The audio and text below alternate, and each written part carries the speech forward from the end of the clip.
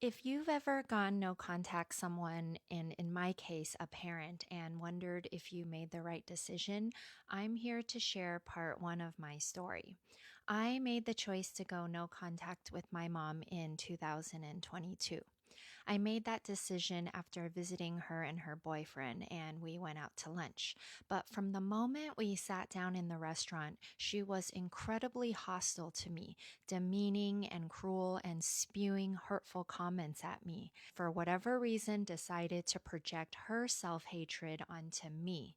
She was even so condescending and rude to our server. And on the car ride home, she continued her rant, telling me that I was worthless, that I was a peddler, and that no man could stand me.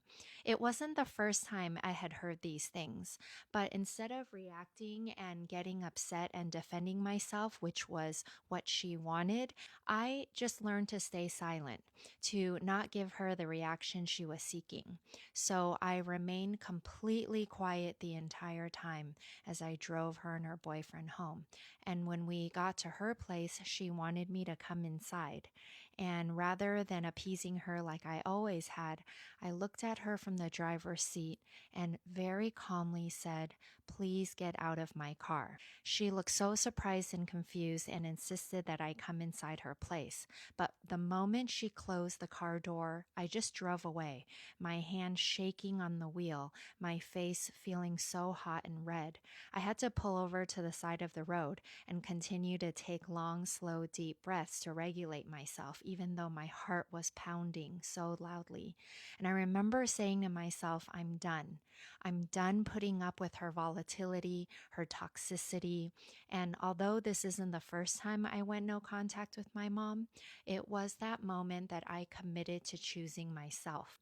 And if you're in a similar situation like what I was, you don't have to explode to draw a boundary. Sometimes the most powerful thing you can ever do for yourself is to just say, please leave, or simply walk away.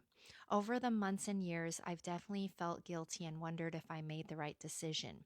If you're in a similar situation and feel guilty about going no contact, or even the thought of going no contact with someone who is toxic in your life, follow along for part two, where I talk about how I work through my guilt.